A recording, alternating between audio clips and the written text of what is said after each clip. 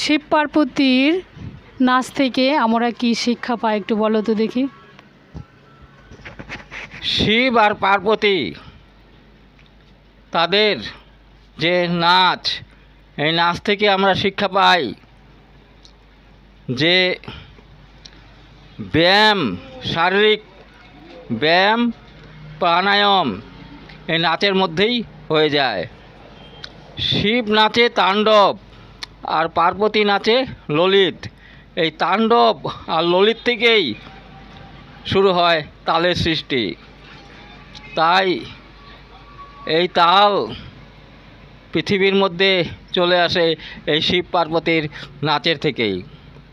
আমরা যখন শরীরকে সুস্থ রাখতে চাই তখন আমাদের এই নাচতে হবে, তাণ্ডব করতে হবে, ললিত নাচতে হবে। তাই আমরা যত পুরুষ আছি তাদের তাণ্ডব নাচতে হবে, আর যত আমরা নারী আছি তাদের ললিত নাচতে হবে। এই ললিত আর তাণ্ডব যদি পুরুষ এবং নারী নাচে তাহলে আমাদের রোগ ব্যাধি আসতে পারবে না, শরীর সুস্থ থাকবে। প্রাণায়াম, যোগ, ব্যায়াম সব হয়ে যাবে এই ললিত আর তাণ্ডব যদি আমরা ঠিক মতন নাচতে পারি এবং করতে পারি। তাই আমাদের শিব ঠাকুর এবং পার্বতী সুন্দরভাবে আমাদের সামনে দেখিয়ে গিয়েছে কীভাবে নাচতে হয়।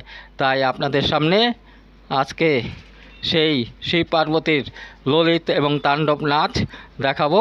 আপনারা ধৈর্য ধরে আপনারা দেখতে পাচ্ছেন শিব এবং পার্বতী তালে তালে নাচছে। আপনারা দেখতে পাচ্ছেন শিব পার্বতী এবং গাজনের বাজনা বাজছে। স্বয়ং শিব পার্বতী নেচে নেচে আপনাদের দেখাচ্ছে।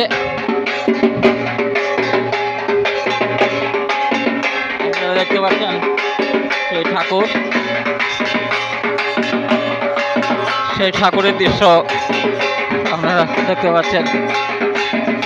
সুন্দর সেই শিব পার্বতীর নৃত্য।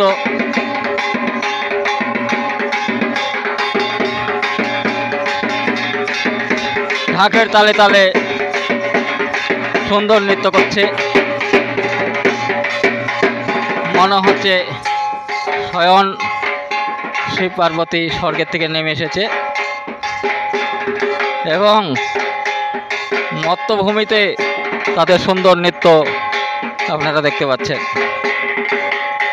দেখতে পাচ্ছেন সেই সুন্দর নৃত্য ঢাকের তালে তালে বেজে হচ্ছে সেই নৃত্য।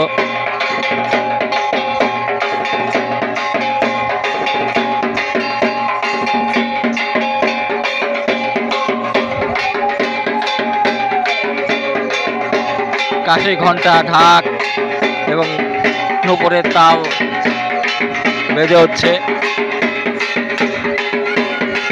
শিব পার্বতীর যে সুন্দর নৃত্য আপনারা দেখতে পাচ্ছেন, দেখতে পাচ্ছেন সেই নৃত্য।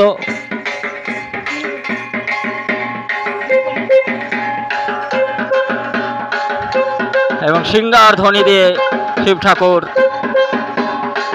জানান দিচ্ছে যে নৃত্য এবং ঢাক তার তাল বেজে উঠছে। দেখতে পাচ্ছেন আপনারা সেই শিব পার্বতী সুন্দরভাবে নৃত্য করছে, আগা ওকা সুন্দরভাবে নৃত্য করছে। সুন্দর মেলন হলো, দেখতে পাচ্ছেন আপনারা সেই শিব পার্বতী।